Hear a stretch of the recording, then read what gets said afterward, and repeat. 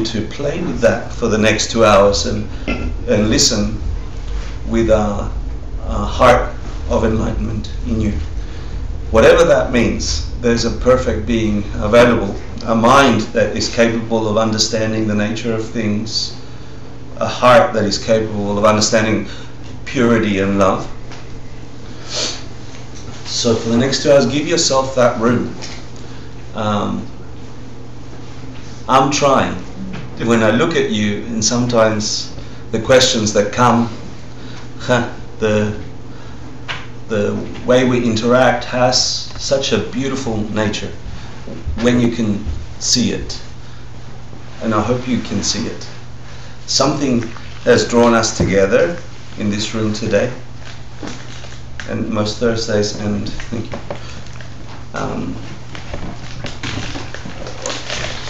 Play with that. Welcome. Yeah. So be gentle on yourselves. Let's start off by placing the mind at least in neutral so we can put it forward. The way we act out every day with all the afflictions and all the stresses and all the actions and all the activity. For this next 2 hours, let's go from reverse to neutral. We'll do that with a little meditation, and then we can observe and listen and interpret and take action moving forward. So to do that, we do a little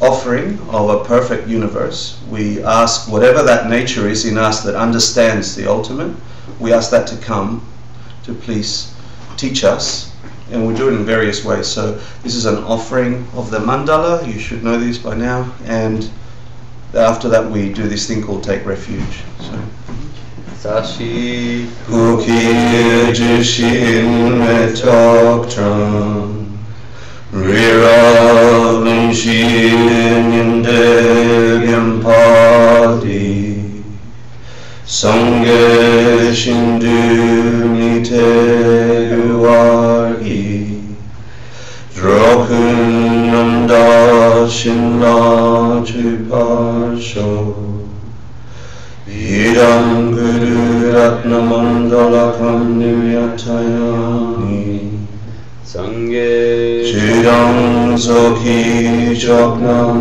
La Janchu Bardu Dakni Kyapsuchi Daki Chinye Gipe Zanamki Drola Penchir Sangye Druparsho Sangye Shidam Zoki Choknam Na Janchu Bardu Dakni Gyapsuchi Daki Chinyen Gipe Zanam Ki Drola Penchir Sangye Druparsho Sangye Chidam Soki Choknam Na Janchu Bardu Dakni Kyapsuchi Daki Chinyen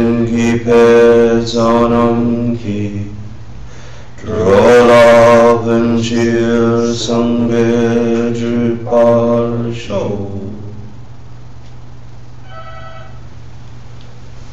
So take a comfortable seated position. We'll do about a 5 to 7 minute meditation. Make sure your base is nice and firm, your spine is perfectly stacked, vertebrae one on top of the other, as if a string is pulling you up from the crown of your head and you're just floating freely. Relax your shoulders. Allow your lips to do a tiny smile, and that should open up the passageways around your nostrils. And make sure you relax any muscles around your eyelids and your frown. With each breath, just allow your body to enter into a perfect state of balance where you can withdraw from it and observe your mind. So each breath, every inhale through your nostrils, fills up your body. Feel the sensation of the air entering and then exiting through your nostrils. And gradually begin to press your mind tighter and tighter against the breath until you come to a fine point at the tip of your nose, and you can feel the slight difference in temperature as the air through your nostrils exits and enters. Do that for a few rounds.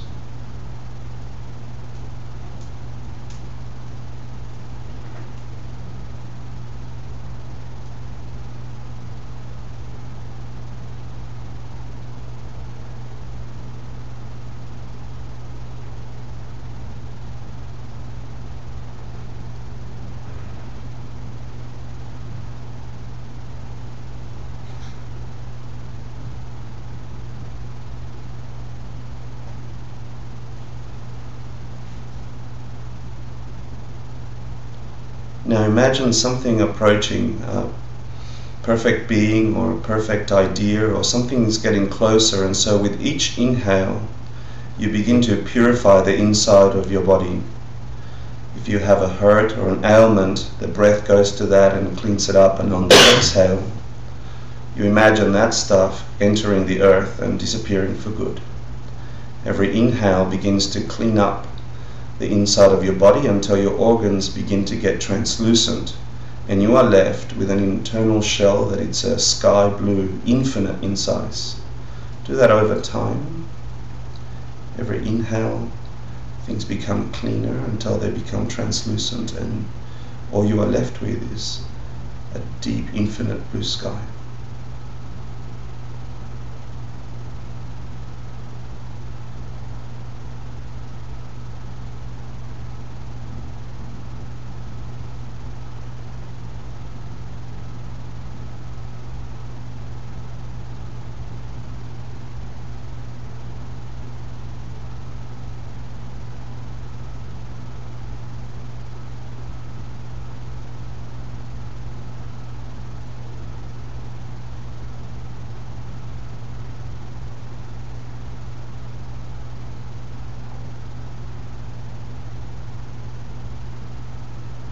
In this infinite blue sky, at the level of your heart, in the center of your chest, you imagine a massive golden disk like the sun.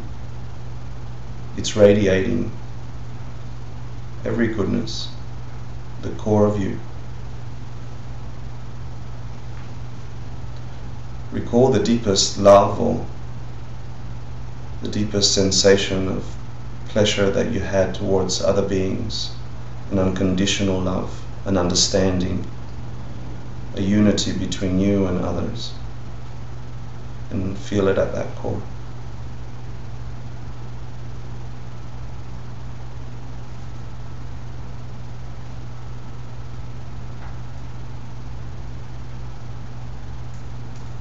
Now ask your teacher to come. This could be any being that you see as perfect. It could be Jesus, it could be a Buddha, it could be your teacher. Any being that comes to mind, ask them to visit you, to come, and you observe them seated in meditation posture facing you. It is just you and them. They fully see who you are, and they love you.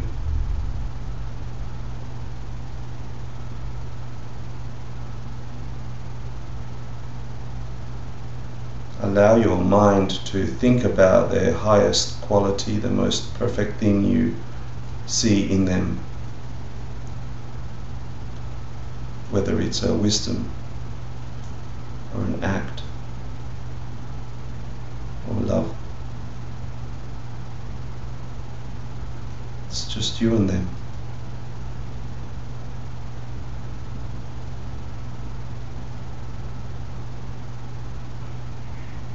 As you think of that most beautiful quality of theirs, make them some kind of offering, whatever bursts out from your heart, to give to them in honor of who they are for you.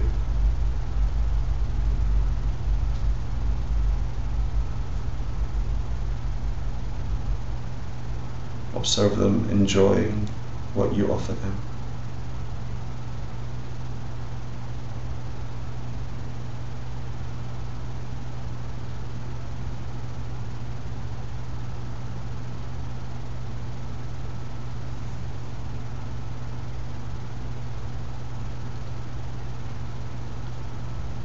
understanding that they can see everything you have ever been, everything you are now, and everything you could ever be up until your enlightenment.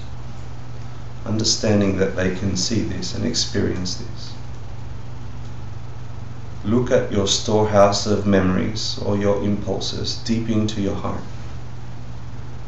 and see if you can look blankly at the main thing that has stopped you from freedom from suffering. What's on your conscience?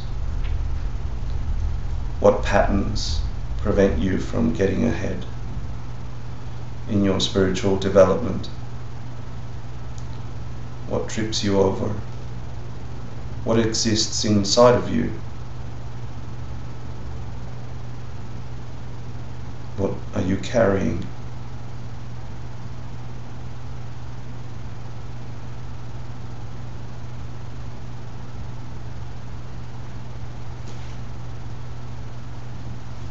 And in front of them, understand that it's changeable.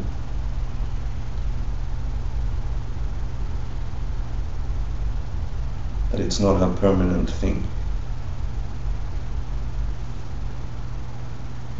That it was produced, that it's inside of you and it's carried forward, but that it can be stopped.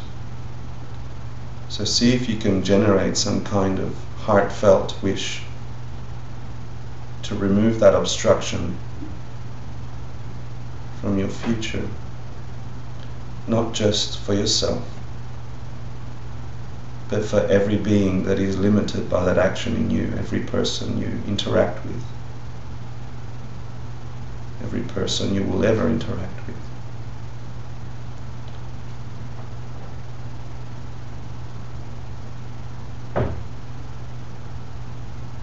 Imagine what it would be like to be free from that, with your teacher in front of you helping you.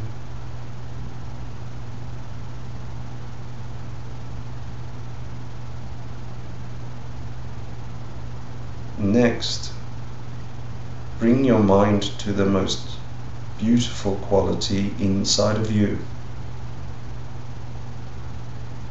the most precious thing that people remind you of about who you are, that you recognize about what you bring.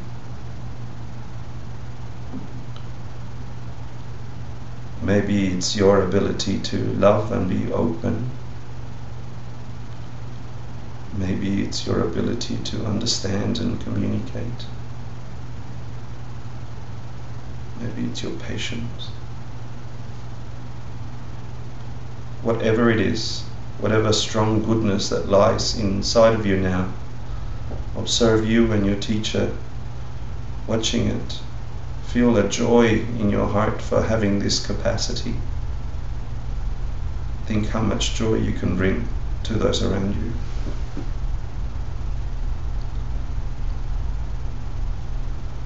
Feel happy. It's okay to be good. And imagine if every being you ever knew could touch that part of them, if they could see their goodness like you see it. Imagine the joy in your world. So be happy for the goodness of those around you. Everyone around you now is abiding in the space of goodness. Imagine what could possibly be going through their minds, those people sitting next to you now. How lovely.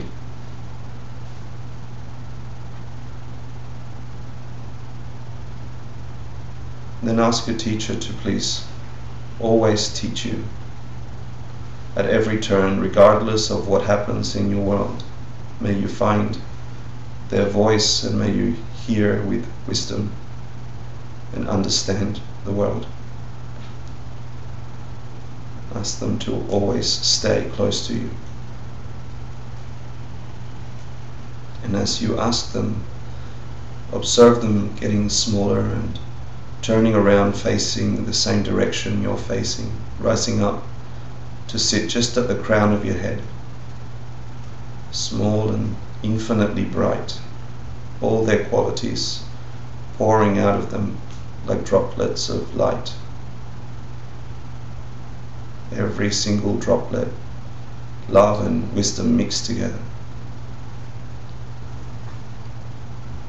Imagine some of that entering the crown of your head. And begin to feel the inside of your body.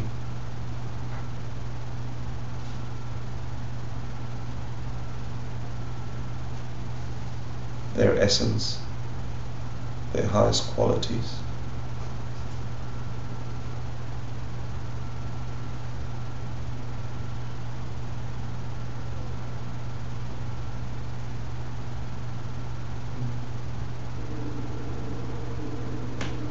See if you can maintain this state of mind for the rest of the class. When you're ready, you can open your eyes.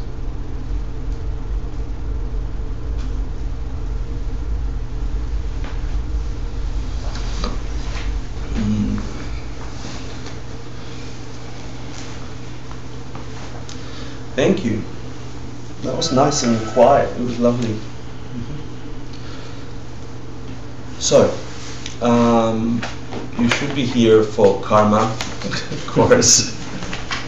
I'll tell you what we're going to do today. There's 2 more classes. Yeah. This class and thank you.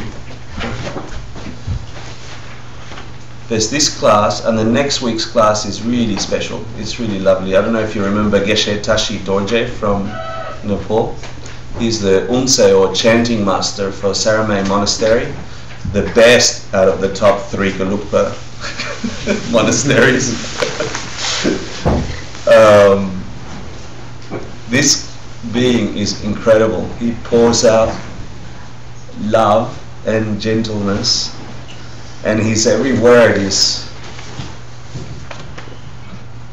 for me, I experience it as a forceful humbling.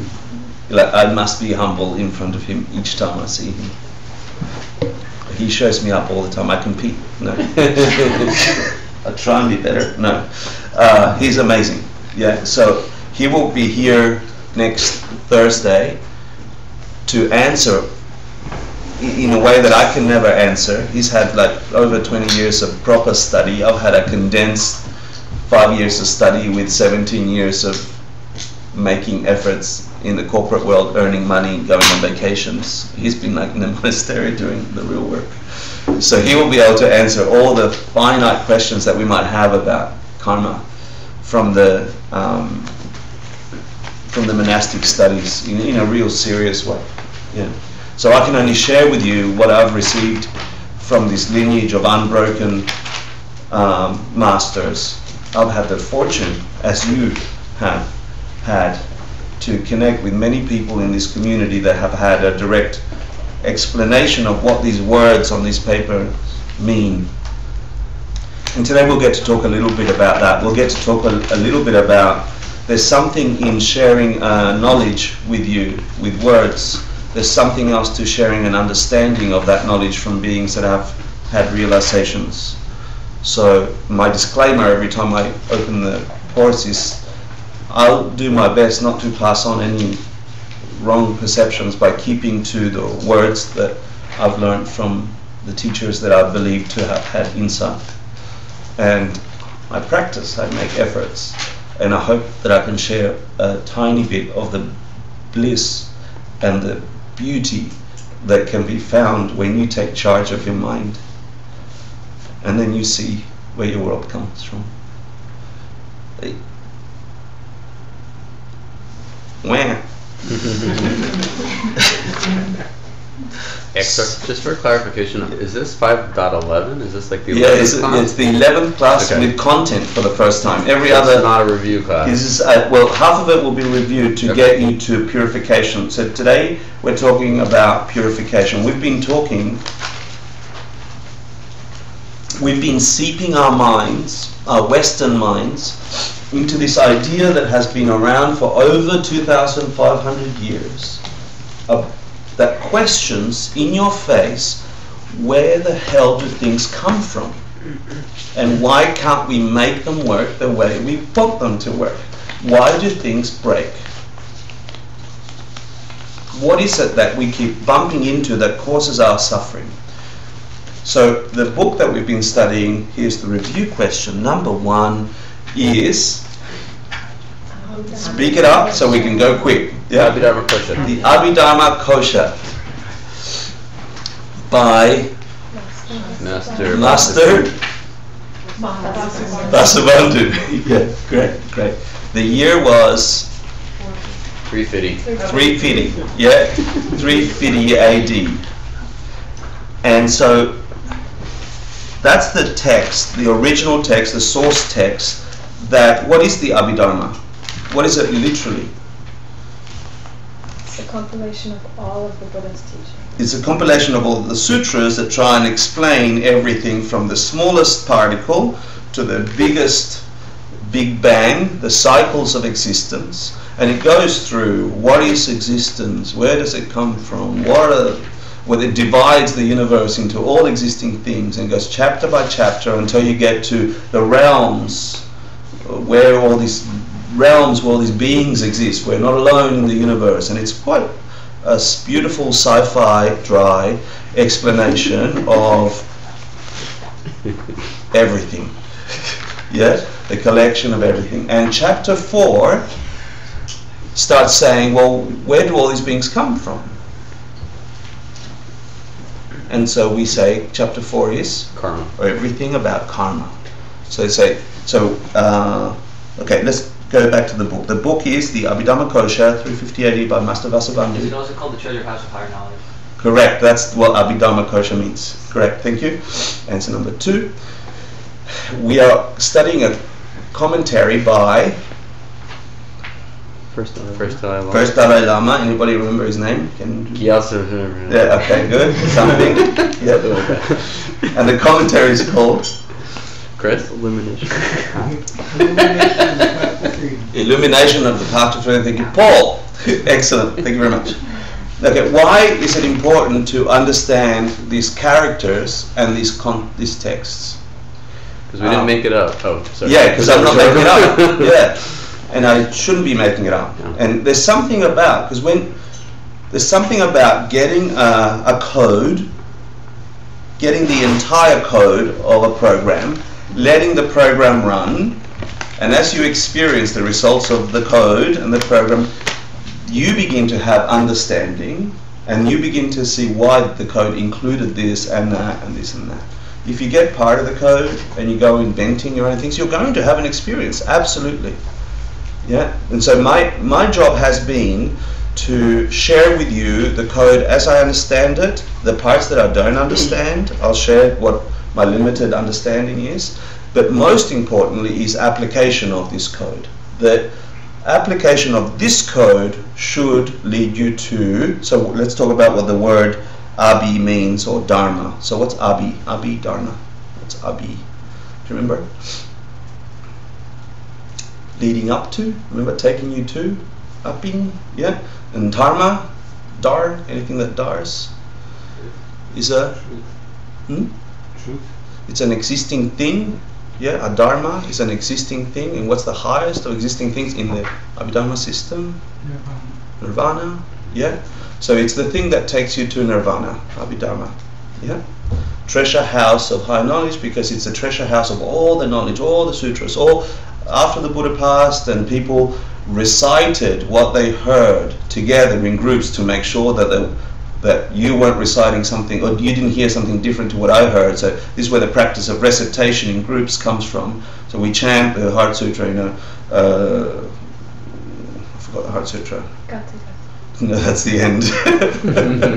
Yeah. You chant in a group the words that you heard the Buddha say, and so you're checking that the knowledge stays the same. At some point, they all got together, they started being some errors, and they said, let's get together and write down these sutras. What do you remember? I once heard him say. I once heard him say. And then the Abhidharma is a collection of those things. Okay? So it's the thing that takes you to high knowledge. Dir is something that Dir is something that holds its own nature. So it's the knowledge that takes you to nirvana.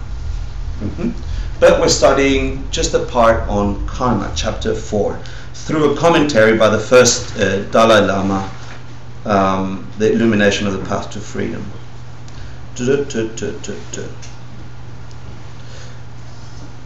Yawa Gendrum Dru. Correct. That's it. Abhidharma. Is that it? I found it. Yeah. First part one. Means What year?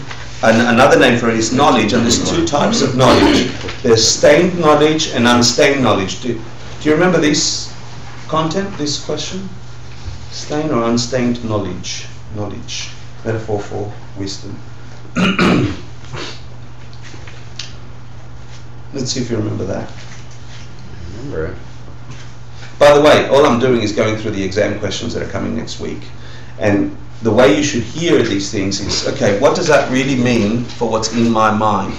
What kind of knowledge could I have that leads me to freedom from suffering? What kind of knowledge is it that I require to be truly never angry, never hating, never wanting other people to do something that I want them to do and not be frustrated when they're not doing it? Being at peace. This is what it really means. This means when you go to work, you're not looking at your boss and you're sitting having a commentary in your mind saying, I hate you, I hate you, I hate you. Yes, I'll definitely get those reports for you. What a pain. Yep. This is what this means for us in today's world.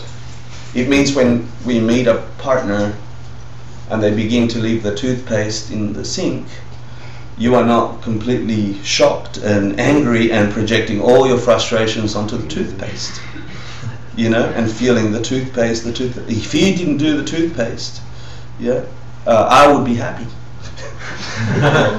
So that's the stained is the ignorance, right? Yeah. Stained is the ignorance, and unstained is good. So unignorant. A way of describing it quite literally, Abhidharma is referring to the three last paths: the path of seeing, the path of habituation, and the path of no more learning in the 5 paths. That's the unstained, right? And then there are accessories to this knowledge, this Abhidharma, and the accessories. Sorry, what are the first 2 paths? It's Preparation, accumulation. Accumulation, preparation. Thank you. Okay, so that's the 2 types of Abhidharma or unstained knowledge: Sherab, or the wisdom, and then Jedram. This is not in your quiz, but it's important to know that yes, you have some knowledge. You know, you have some information that comes from hours of study, investigating. Is the toothpaste the source of my unhappiness? Because if you don't, you will then react and you will build on that reaction, and then that toothpaste builds into a kind of annoying hatred. You are so unaware, we are so unaware of how we are fabricating our existence in this way. All of a sudden, I mean, who was it? We met a beautiful creature on the street, a dear friend, who just broke up with her girlfriend. And it came down to, I love you, I completely love you, you're the most beautiful thing that's ever happened to me, but you smoke. And over time, you smoking became the one reason why I couldn't possibly be with you, ever. Yeah? And so these beings have the opportunity to share life together. But you know, the toothpaste, the cigarette, the thing became, obviously it's not, if cigarettes were the cause of I can't ever be with you, nobody smoking would have a partner. You know, or that person, that one person might never have a partner if they smoked, and I bet you they had partners that smoked. In fact, that same partner they were happily together with for a while whilst smoking. So what is it? It wasn't that. It wasn't the obsession that we found. Where does our world come from? If most of us are honest with ourselves, and this is such a hard thing. I go and consult to large organizations, senior executives around the world, and I look at myself and I'm like, I've got nothing to share with them, really. They think I have something to share with them because I've got 10 years experience at this, 20 years experience at that. But if I was to honestly say what I truly think I need to tell them, is like you and I both have no clue where your prosperity comes from for your business. Because when you try this method of taking care of your customer, you sometimes make a buck and sometimes you lose a buck. It's not taking care of the customer in the way you're thinking. If I cut half my workforce, my company will be successful. And then it is, and then it isn't. People running this world, if we are honest with ourselves, we have no clue where this world comes from. We have 80% clue, 90% clue, sometimes 70, sometimes I'm 99.9% sure. It's a hunch. Yeah, and we follow this, and it functions. Like, I'm not saying that nominal work doesn't function, but ultimately things come from somewhere else. And so this knowledge is talking about that. Let's find the ultimate source of where this world comes from. And so the Abhidharmakosha says, quote the line from the Abhidharmakosha, it says, the world, where does the universe come from? Where does this myriad of universes come from? I don't know the line, it's the movement of mind. Or all the worlds come from? All the worlds come from movement. Deeds or karmas. Yeah, so that's a line in the Abhidharmakosha. It means 7 billion human worlds, every subtle experience that we're having. Toothpaste makes me feel good because I drop it there and I feel fantastic. Toothpaste makes me feel bad. Yeah, that universe, the boss, the not knowing where business comes from, the certainty about where business comes from, the happiness in the relationship, the unhappiness, the uncertainty, the certainty, the knowing, the not knowing, everything, according to this, comes from karma. And then we're like, okay, good, fantastic, that doesn't help me at all. What's karma?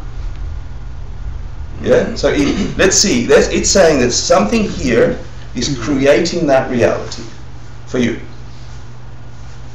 So what is this something here? So what is karma? Definition? Movement of your mind. Movement of the mind. Simple definition. There's about 20,000, I'm probably exaggerating, 25,000 explanations of karma and slices of karma in the Abhidharmakosha, and we haven't touched the top slice. We've offered a few different slices in this course to try and get a 3D picture of this amazingly intricate thing called karma. Karma is not bad luck. Karma is not good luck. There's all these Western ideas about karma. It's not those things. Yeah? Karma is the movement of your mind. Meaning, I was happy until I saw the toothpaste. The happy was karma. The seeing the toothpaste was karma. It moved. Mind went, no toothpaste? Toothpaste. Happy? Not happy. It's very intricate. Saw toothpaste? Unhappy. Mind moved. Your mind is moving. Every sound, every touch, every internal thing, everything is moving. What world is there separate to the world you are experiencing? Point to something in our world that you are not perceiving. Mind. This is mind. So we go deep into the investigation into all the schools of what this means. Yeah? Where are you experiencing sound now? Is it coming from here? The actual thing that you're perceiving, we're so used to it, it's so quick, you see this thing moving, something's happening in your head. You're connecting meaning, words, palabras, hablo mucho español. Yeah, words, and you're making these connections. You're creating a universe. The most magnificent thing when you start thinking about that is the idea that you can see light. Inside a black cranium, a dark pitch black cranium that gets electrical signals from an eye, cones and rods, and that's sparking somewhere. We know that's happening. but that you see light out here. Where is that? And these are hard questions, because I just want to get a job, and I want to get a girlfriend, and I want to get a car, and if I had an iPad, I'd be happy. Yeah? Mortal Kombat. Finish him. So we don't have time for this. Yeah? We don't have time to investigate these things, really. But if you were dropped from a complete other universe and I threw you into this planet and you had no preconceptions about what was going on, and you landed inside a body right here, right now, and it was fresh and it was for the first time, and you had the time, you didn't have to get a job or an iPad or anything like that, you'd want to know where this thing's happening, what's going on. You'd want to know how to make this work. We are so trained in this Western world to accept the way things are because they mostly function. So the study of karma is not just an intellectual thing, and if it is, it's just another thing. If it's just an intellectual, oh, that's interesting, it becomes more stuff. It's just another iPad. It's just another thing to get excited about. Oh, I went to a Tibetan Buddhist class. I wasn't interested in that when I came. I'm not a scholar. I'm not that kind of person. I don't remember things. I even hate reading out loud. But there's something utterly fascinating, completely, how do I describe it? I want to know. Because if you know, if you really understand, you can change your world. And there have been beings on this planet over and over. It's not like two. It's not like one. There are beings that have come, had these experiences inside these skins, and then got on top of mountains and started sharing stuff. We just read the red words in the Bible, you know, or started spinning, you know. These experiences are available to us, the study of karma, and I hope that it grabs you like this, that it infects your mind to the point where you have freedom from this cyclical life. The cycles that you know you're familiar with, which are, I get somebody, I'm in love with them, oh, they hurt my feelings, they put toothpaste in the thing, we're breaking up. They hurt me so much.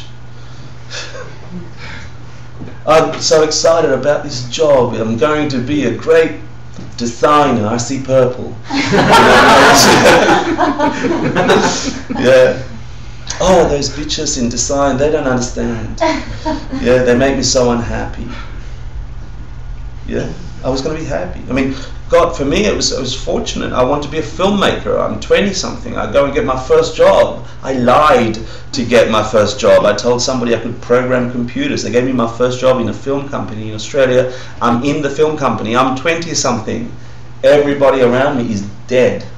They can't wait for 5 o'clock. They're bored. It was such a shock to my system. It was good for me. Why do you hate making films? Making films should make you happy. I was certain of this. This was my truth. Yeah? Doing yoga should make you happy. How come you're unhappy teaching yoga? Yeah? Having the corporate job should make you happy. How come you're not happy? I was lucky. I lost that early. So I went traveling and I looked for stuff. Here we go. I digress. Abhidhamma kosha. The point I'm trying to make is don't just listen with the mind of I've collected more information. There is an electricity when the code begins to touch parts of you that free you from the cycles. The little ones that we know and the big ones we don't know about. The body you are in is certain to die.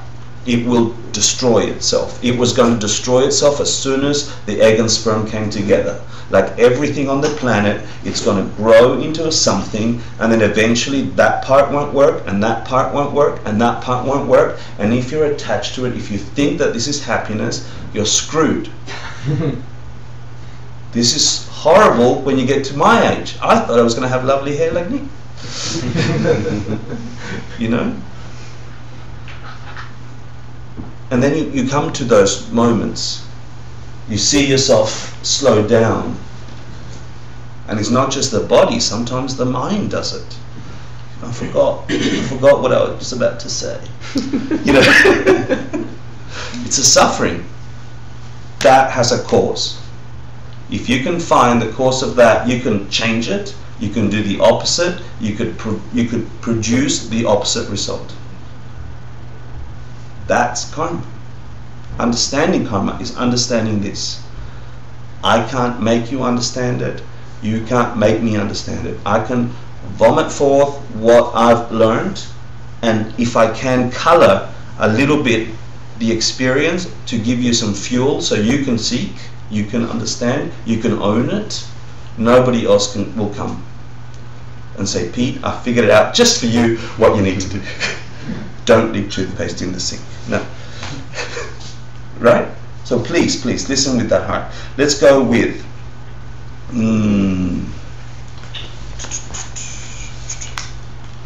deeds and their worlds. We did so well. Movement of the mind. Remember this idea, let's do the first slice of this idea of karma. You've got it. Karma is the movement of your mind. Is that fair? It produces every single thing and non-thing you're experiencing. Is that fair? Okay. Let's do the first slice of karma. What's a simple way to slice karma into two things? Communicating and non-communicating? Communicating and non-communicating, that's one of the things, yeah? So motivated. That's the one I was looking for, but thank you, that was good, yeah. Motivated and motivating, yeah?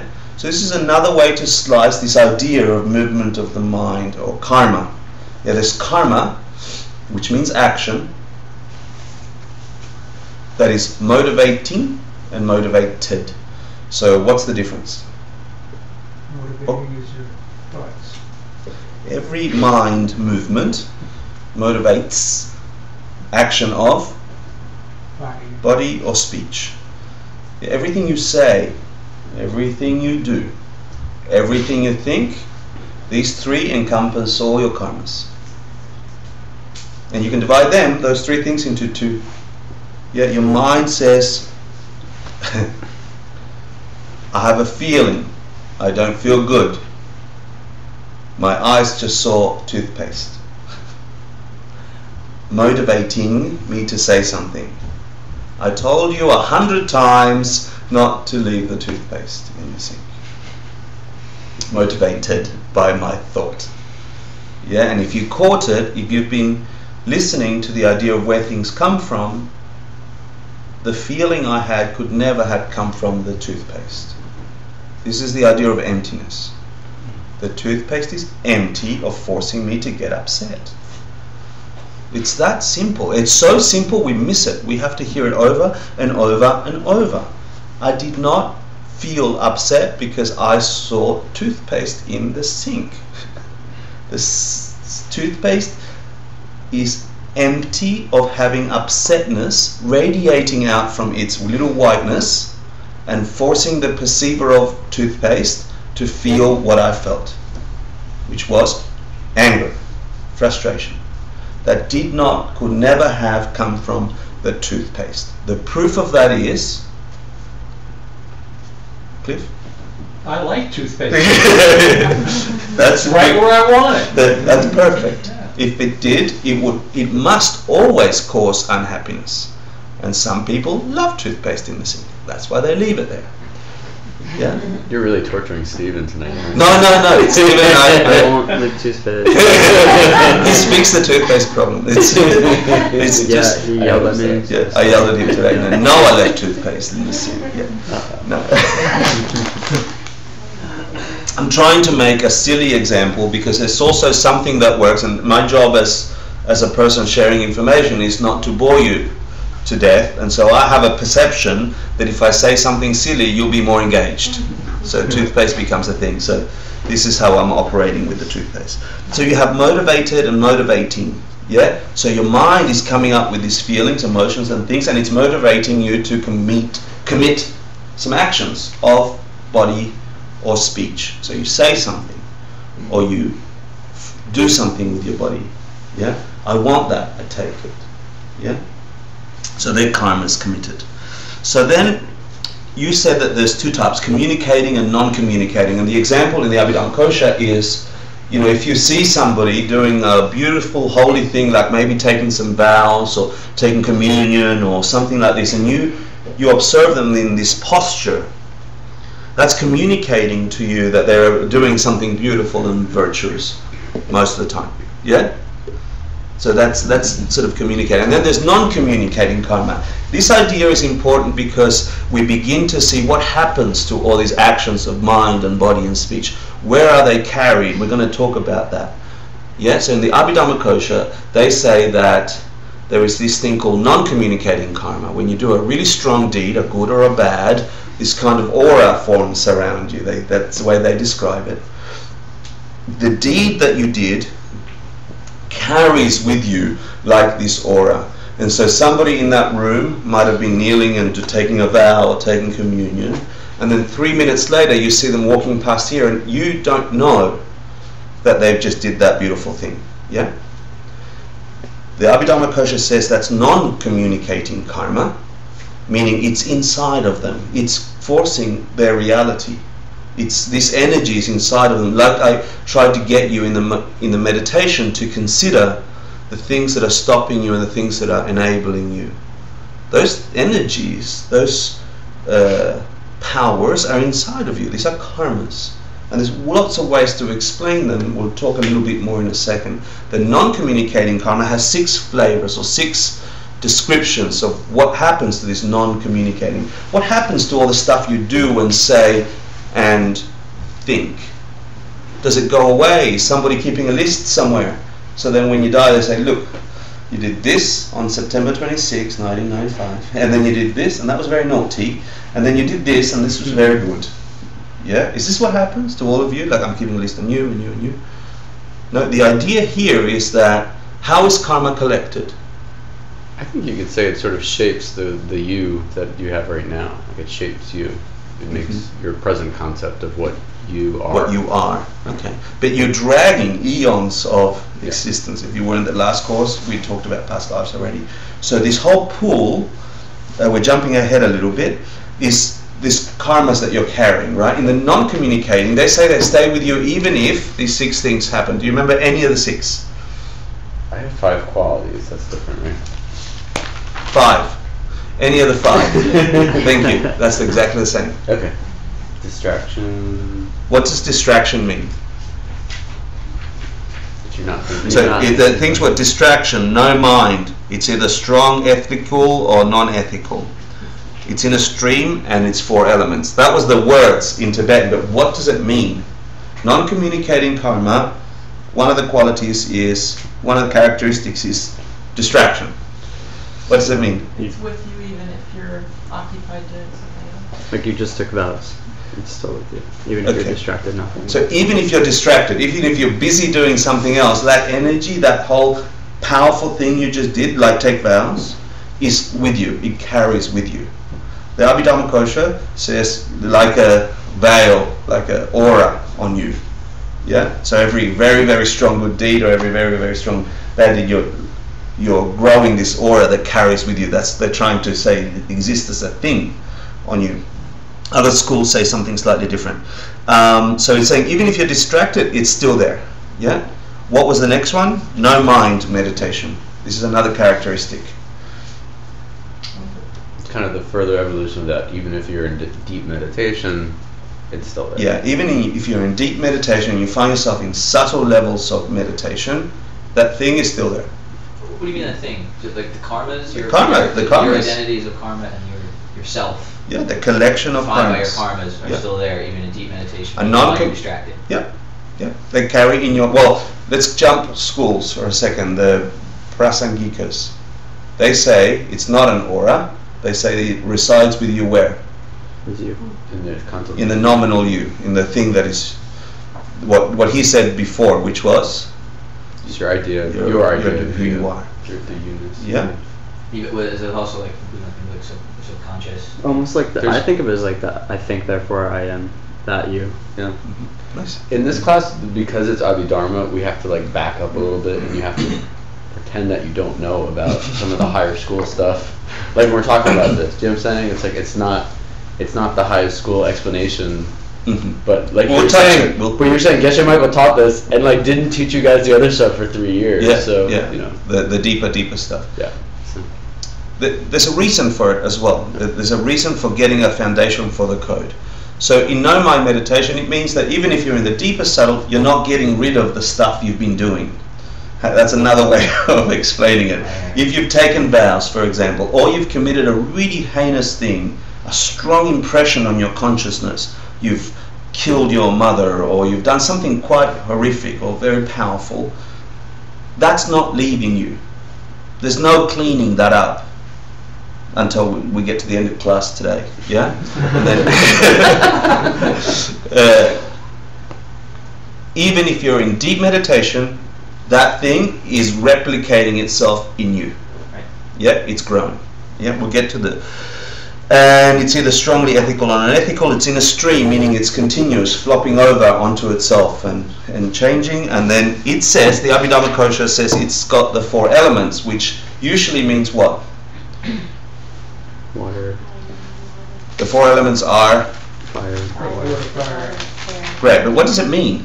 Is there a little bit of fire inside it, in the aura? Is there a little bit of rock? Is there one little rock? It means it has physical qualities. It just means it has physical qualities. It's subtle, only visible to some beings, but the Abhidhamma Kosha say it's physical qualities.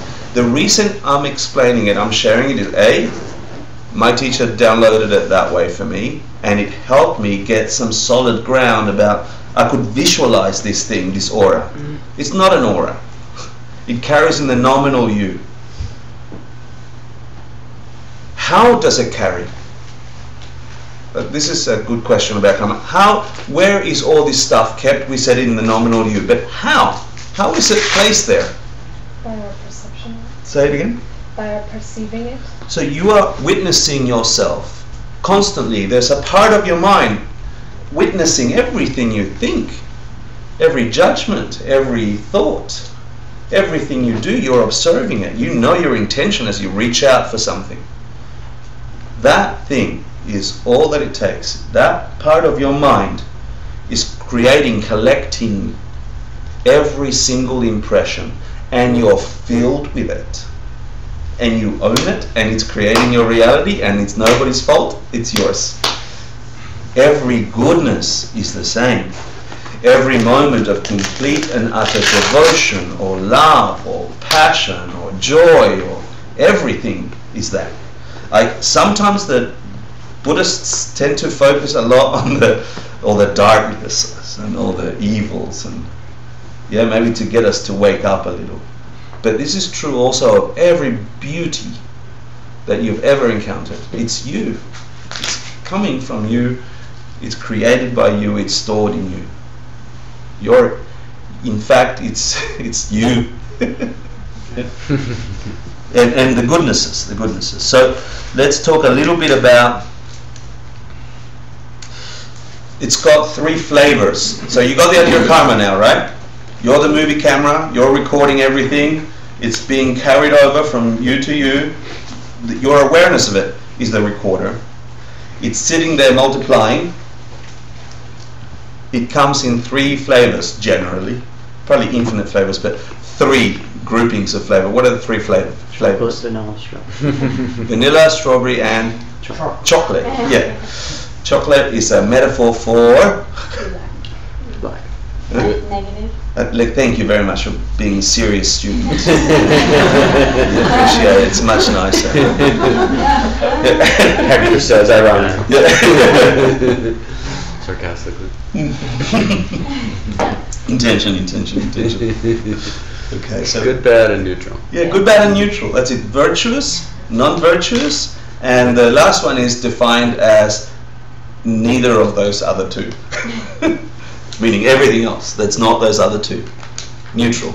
Yeah? So what's the definition of virtue then? Something that will bring you happiness. In the short term? And protects you from suffering. In the long term? Takes you to nirvana. Yeah? Great. So a virtue, this is so lovely. the definition of doing a good deed, the definition, the very definition of doing a goodness is that which will bring you Pleasure. a pleasure, a niceness, and eventually leads you to be free from suffering, because that upon that upon that upon that should naturally lead you from complete removal from suffering. What's the definition of a non-virtue or a negative deed? Also suffering. The definition is that very thing which you did or thought or said comes in a flavor that if you did it and it was done to you, it would cause you suffering. So stealing time from your employer, if somebody took time from you, it would cause you suffering. Does that make sense? Something that you did, I'm adding here, if it was done to you, it would cause you suffering. That's a negative karma. And obstructs you from nirvana. Obstructs you from freedom from suffering. Nobody else is doing it. And then if this is true and you truly had, this is why shamatha, concentration, perfect awareness is so important. Because if this was true and you were not vigilant, you can just continue doing the habits that you do without thinking it's going to hurt you. But if you analyzed 1 hour of your day and you could pinpoint your every motivation and every action and every word, like I was just a little sarcastic to you, right? There was a flavor of like, I'm so smart. Yeah? There was a flavor. The main flavor that came out of that was make them laugh, this is funny, yeah? And shut them down. No. I did it again. No. Just causing more suffering for yourself. If you were to do an audit on your mind for an hour and someone printed out, yeah, right? So the first time this idea entered me and I had this teaching and I was really shocked because it was unfair. Why couldn't I keep doing all the shitty things I was doing? I enjoyed them. I liked taking people's things. So to me, it's like the toothpaste. I took stuff, I felt happy. The felt happy did not come from taking. It's like the toothpaste. If that was done to me, I would be unhappy. This is a better definition. Oh my God, that's why morality is a thing.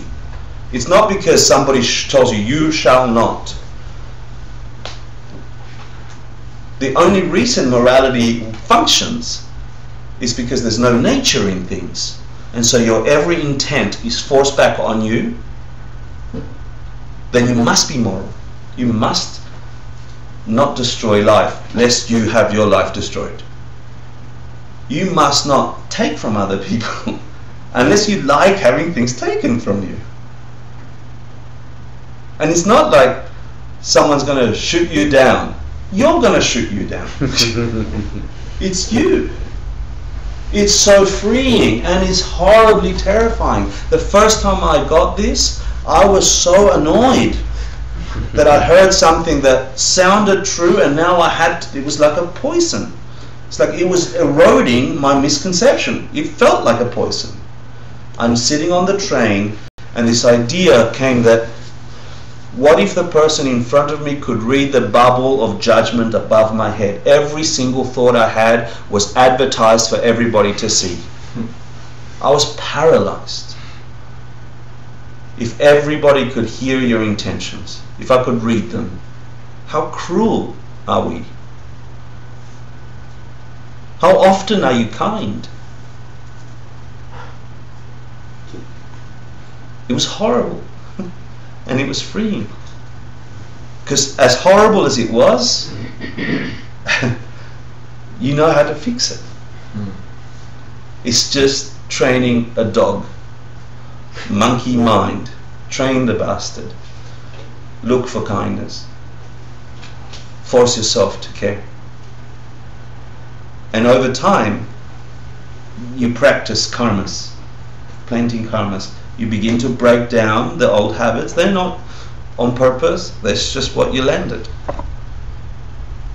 But if you have the power to change it, you can change your world. 17 years later, you could meet a person on the train and they could be reading your thoughts and they would be filled with every hope that they find freedom from suffering.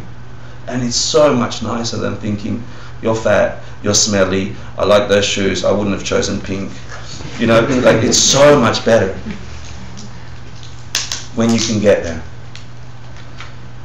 It's not magic, yeah? It's really practical. And it's so lovely. It's so lovely. So we talked about the flavors of karma: positive, negative, and neutral. Then we talked about these two things that refrain you from doing bad deeds. It's the only impulse that's sort of negative in nature that produces a positive result. And they say, you stopping yourself from doing a harm. That impulse that says, I better not do that, even if nobody was watching. Yet you're home alone, nobody needs to know. Do I put on porn or do I ring my mum? You know?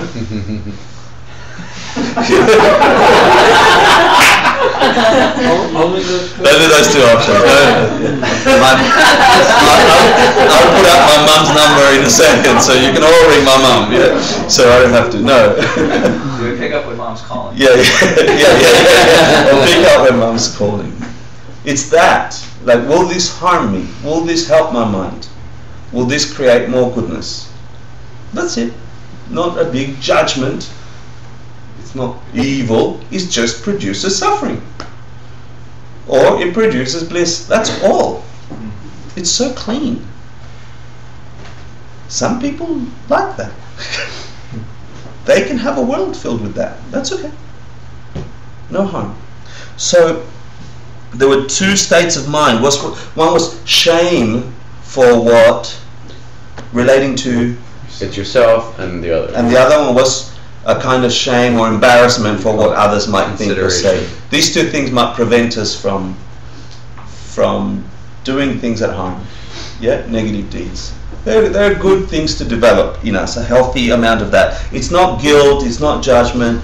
This took me so long to remove guilt from the obvious part of my mind. It's still there subtly, this almost a revoltingly nice, cuddly feeling about feeling guilty, because it completely paralyzes you. You don't have to take any ownership of anything, and it's like, oh, I feel so bad for myself. And becomes familiar. It's so familiar, right? And we've been trained like monkeys to enjoy that stuff. This is not that. Yeah. You're just. I'm sorry. I feel like for me, you got shame and embarrassment are other reasons that are helpful to keep us from doing bad deeds. There's two things. The words were not just the motivation of my own personal suffering. It's kind of like almost like training wheels too. Like you don't want to be. These are good, two healthy states of mind that can prevent you from doing more bad karma. For yourself is a good thing. It's a good idea to stop suffering for yourself. When we start getting to the Mahayana thinking, you should, and it does not take much of a jump, to think that if you stopped suffering for yourself, then maybe, just maybe, those people around you might also want to be free from suffering. And so there's something about, it can get complex, you creating your world, including suffering beings. If you free yourself from suffering, it necessarily means you free them from suffering. You should. Yeah? That also keeps you from being selfish, which is all about me. We are in a consumer society. We are so trained to be consumers of things that Dharma can be a consumption. That happiness, my happiness, is very important. It is a consumption. We share this spaceship with so many other creatures. 7 billion humans forget the trillions of other beings who experience the world with as much right to it as we have. You should want their joy. if you were them, you would want it. You know? It's also with Buddha. Buddha came back to help. He could have left, but Yeah, came back to help. And keep coming. Yeah.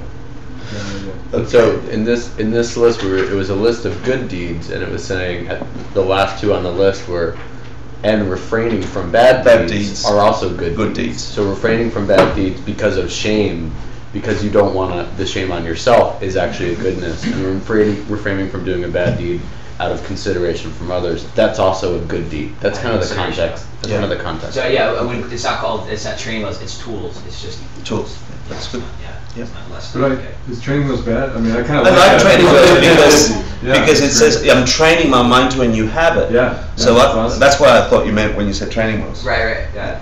But then it's the same thing as tools in your toolbox. Tools It's- until you get there. Okay, tools in your toolbox to put on the training wheels,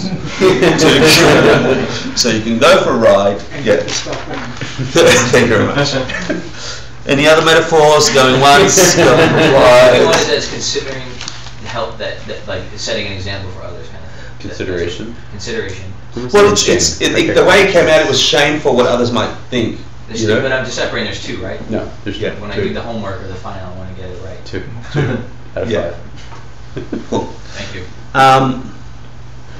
And then we began saying, okay, so you got the idea now. Karma is the movement of your mind.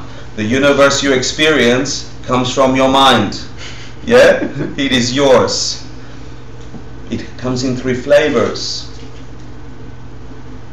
And then we started looking at the 84,000 mental afflictions, the 84,000 flavors of dissatisfaction and unhappiness, and we boiled them down to, or we didn't, it was boiled down for us on the 10 misdeeds, yeah? The top 10 hitter out of every single possible negativity or karmas that we plant that are negative in nature, that must produce us suffering.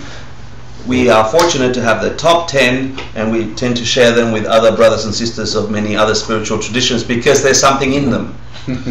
Yeah? I also hated hearing that the first time. I'm like, oh, this is just Catholicism again. I thought I was over that, you know? And all of a sudden, it's in my face, killing is not a good thing. I'm like, but they brought it down in the tablet and somebody made it up, and you know?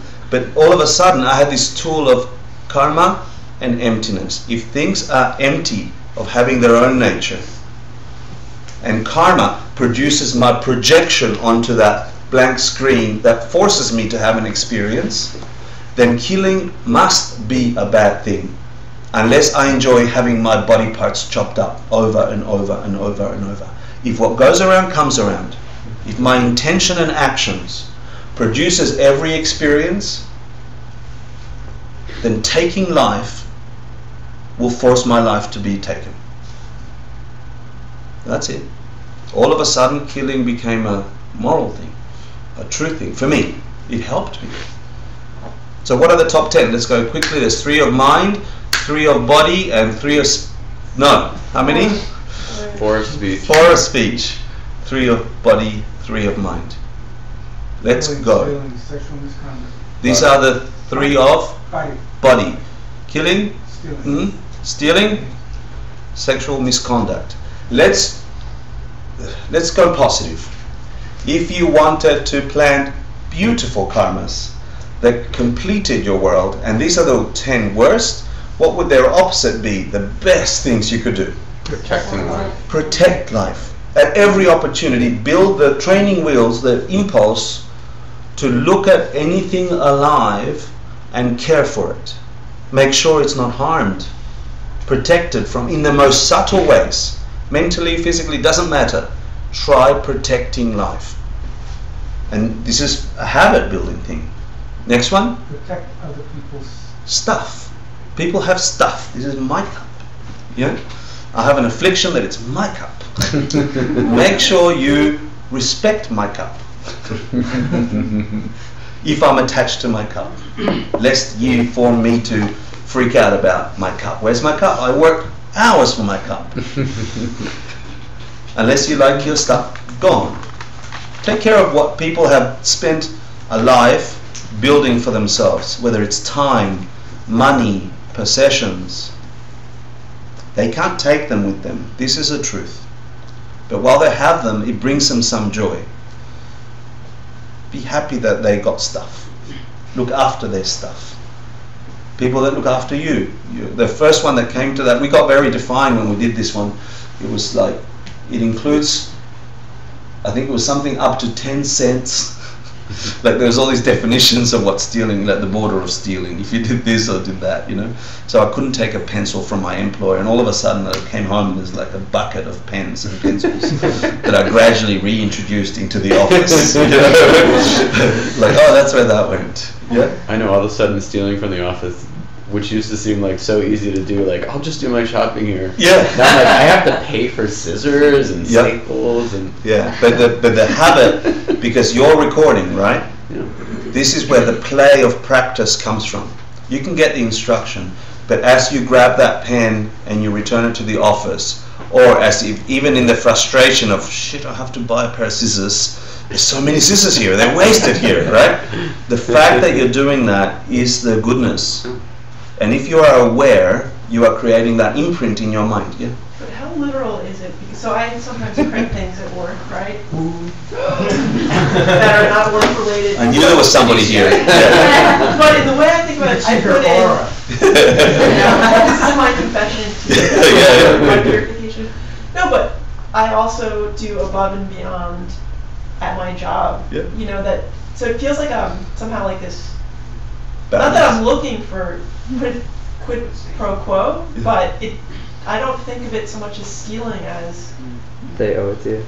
I don't know, kind of like But if you went and bought one of the print cartridges that probably cost $50, like once a year, where like I print enough that I'm gonna buy a print cartridge, you'll have a different feeling going to Staples and spending $50 on a print cartridge. yeah. If it's even a question, I'd say there's. Well, if it's there's even a something. question, if they came over and saw what you were doing, and and you thought, oh shit, like, would you get in trouble, or you know that they'd be like, oh, it's fine. Yeah.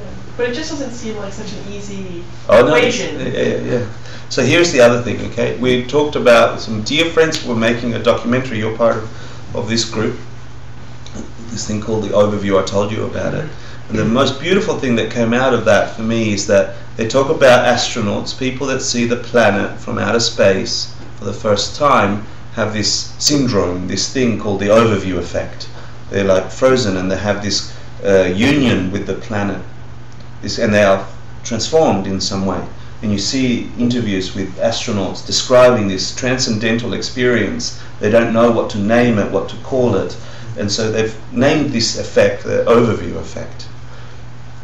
The interesting thing that kept coming back to me for this movie, because they're having magnificent experiences, is that the director of the movie said, you know, what's strange to me is that in the West, we have to strap a human being to a machine that will burst out of the atmosphere with so much pressure and energy and millions of dollars just to have an experience of oneness with the planet, right? And you really have to strap somebody to a rocket, send them in orbit to give them a chance of bliss that we are one, you know? The metaphor for that in this context, for me, because that film completely communicates some beautiful things, is we are caught in the cycle of samsaric existence. The subtle things that we're doing are creating this world. And whatever sufferings you think you have, they don't exist if I placed you in Nepal, in China, in India, in South America, in any Africa, any other major Eastern Bloc countries, Russia. You are kings and queens of the universe. You are super powerful, perfect creatures with lovely white skin, you know, perfect soap, hot showers. You get on a subway and it takes you kilometers out. Like, this does not happen on the planet naturally. This is a karma. You made this. You did some bloody good things. This is beautiful. But if even in this state you feel suffering, then we're screwed. This is samsara, the peak of human existence. In New York City, we come to a class going, how do I clean my karmas? I'm suffering so much. You're not suffering. Really. Rejoice in the goodness you have, but don't misunderstand it. You made it. It's being undone as you're experiencing it. You require jet fuel like that of that rocket ship to propel you out of this cycle. Because even at this level of the cycle, they're suffering. And so my long-winded answer, that nitnoid, tiny moments of mind spent on goodness is what causes the experience of propelling out of this. So I would do not go crazy though. Don't keep adding suffering to it. Yeah? But to have the motivation is planting a goodness. To want to perfect this morality is a good thing. Yeah? So to what extent do you want to jetson out of this samsaric cycle of suffering? The little ones, which is I get a job and I get upset and I get this and I get a toothpaste and I get upset. There's a happiness and then it goes away. There's a happiness, the small cycles, and the big cycle. I am born, I'm healthy, life is, I will never get old, my hair will stay with me forever. I get sick, I get wrinkly, people stop listening to me, I'm alone in the room, my eyes shut, I don't know what's happening. That's happening, that's going to happen to us. And you don't know when. And it's not to scare you or anything like that, but use this precious, beautiful time to plant the things that will jettison you out of here. Not out of here, but out of here. Yeah? Okay. Number 3. Number 3. What? List of 10. List of 10. Sorry, thank you. We were doing the 3 of body, which were killing, stealing, sexual misconduct. What sexual misconduct mean? Sleeping with someone who's partnered. Being disrespectful to other people's precious union with other people, yeah? In whatever means, and there are sub-lists of that. What would the opposite be? Let's think of the most beautiful way you could walk on this planet dealing with the opposite of sexual misconduct. Anyone? Protect relationships. Protect relationships. Look at people that are having issues and bring them together. Cherish their goodness. Be happy when you see somebody in love. Yeah? Don't get in the middle between two people, even subtly. Though I agree with you, she's a little bit of a bitch by leaving the don't do that. Subtle. It's actually the subtle ones, because look, unless you're all something else, you're not out there killing humans, right? I don't think that's the kind of people in this room. You're not out there, I'm going out of the Buddhist class, I'm going to go chop some people up. Yeah, but Emily's stealing. Pretty recently. It was for ACI. Yeah, I was stealing for the Dharma. So you're not that kind of being. So it's obviously not. These are the top hitters. And so we talk about this idea of concentric circles. What leads somebody to form a habit or to get an impulse to take life?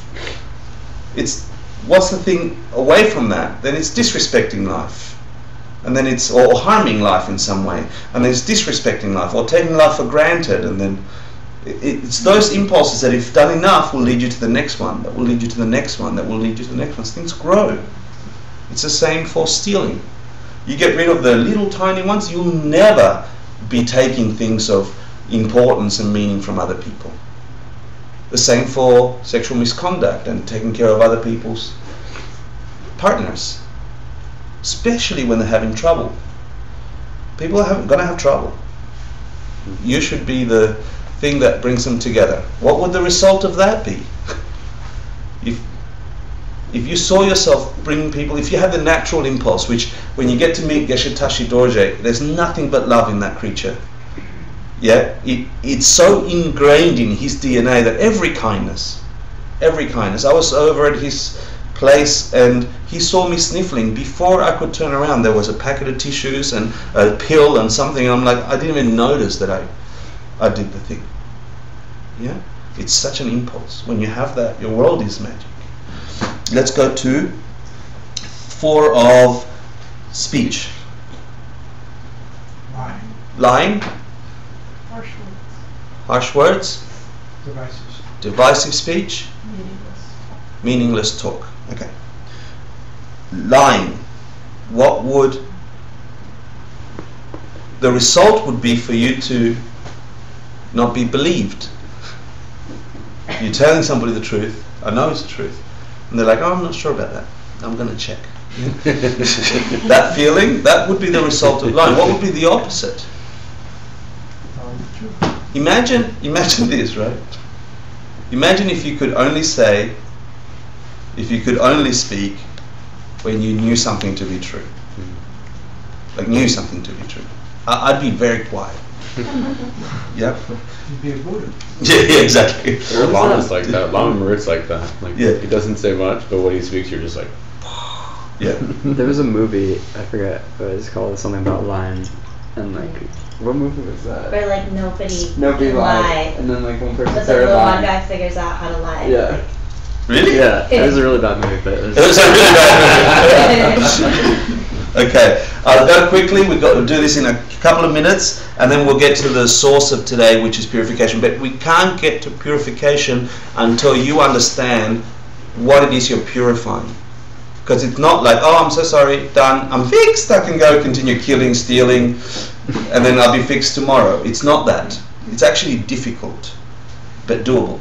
Okay, so let's quickly go. Lying, divisive speech is saying things to people to make their apart, break them apart. What's the opposite? Say things to bring them together. Looking for ways to bring them together. Introduce Always people. looking. And loving speech. Beautiful, loving speech. Harsh words? kind words. Kind words. And this is fine because I'm like, oh, damn it, I can't swear anymore. What's the definition of harsh words? Context.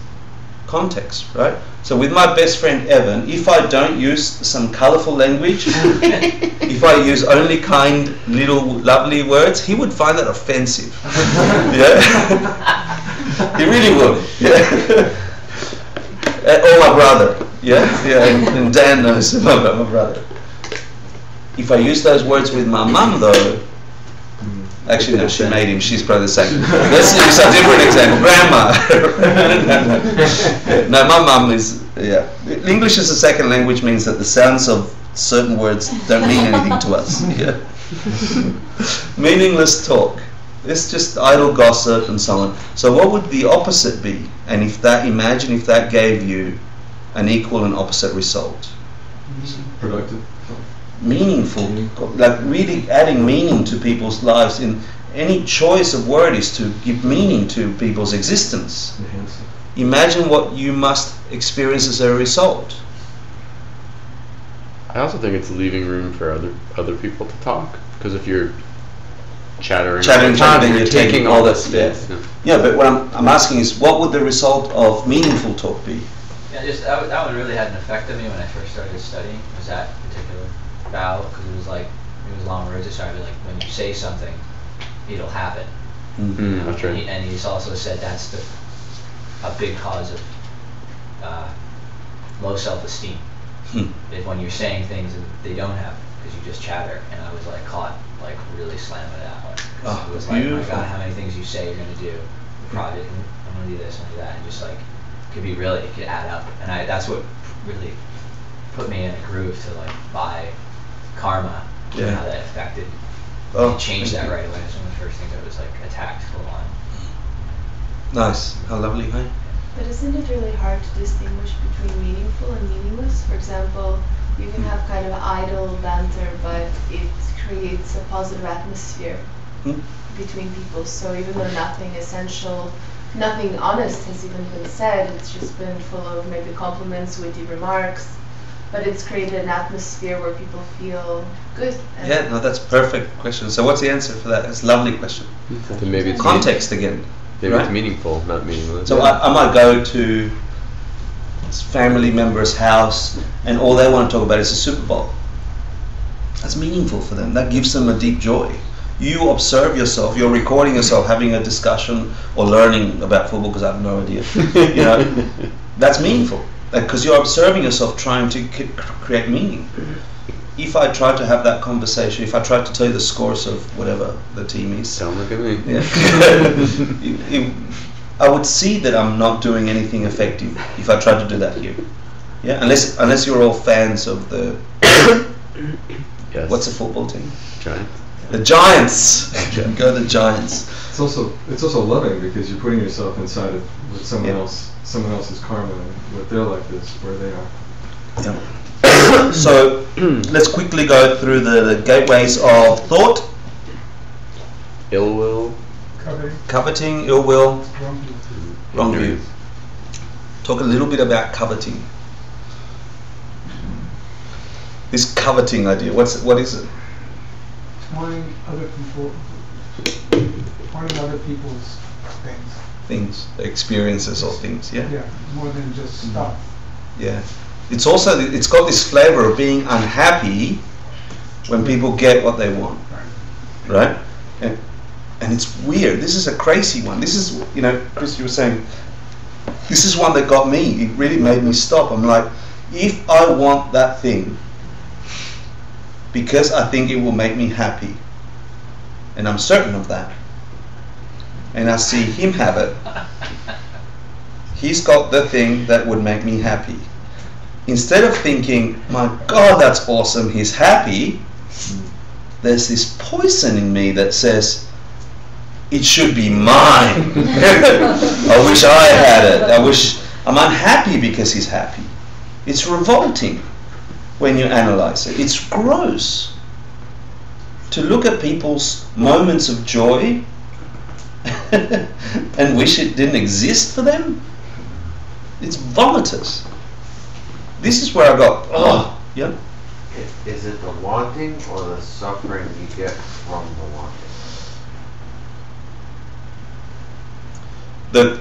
So what's the answer to that? That's a good question. The wanting causes the suffering. The wanting causes the suffering. Why? Because it's habituating your mind to think that that's the way things work. You're observing. You're actually it's two. The answer is two. You're having two karmas experienced, right? So And if you understand where things come from, you know that the thing isn't going to make you happy. happy ultimately, yeah. I think it's also from an illusion that there's something lacking. Mm. You know, my life is lacking. If I should have what this person have, has. yeah. Because they seem happy. Yeah, so it's layered answer from what you heard from that. There's an ignorance that thinks that object is going to fulfill me. And if that was true, then that object will fulfill everybody. Then there's this wish that the other person shouldn't have what you want so much for you, because somehow you're more deserving than them. And so that creates a perception that people are constantly. What would be the opposite? You tell me what the result of coveting would be. Joy in others' happiness. Yeah. That's the opposite. But what if? What would be the karmic result of you having an over covetous state of mind? If you're forever wanting other people's stuff, what would the karmic correlation be? Hungry ghost. Hungry ghost in the reborn realms, and if you were lucky enough to be a human and you still had those karmas, you'd have lacking, like forever people wanting or taking your stuff and the rest. Cool. Wrong view. I also had a problem with this. Wrong view? Who the hell are you to tell me what's right? Yeah. I'm here in a class to try and learn, and I'm like, what do you know about right now? Another bizarre little moment. Understanding everything that you're talking about. So understanding that things don't have a nature from their own side. Misunderstanding that where things come from is wrong view. Thinking that the happiness comes from the iPad or the unhappiness comes from the toothpaste. Thinking that everything we see and touch and etc. possess some quality that will fulfill us or unfulfill us. Thinking that things are fixed.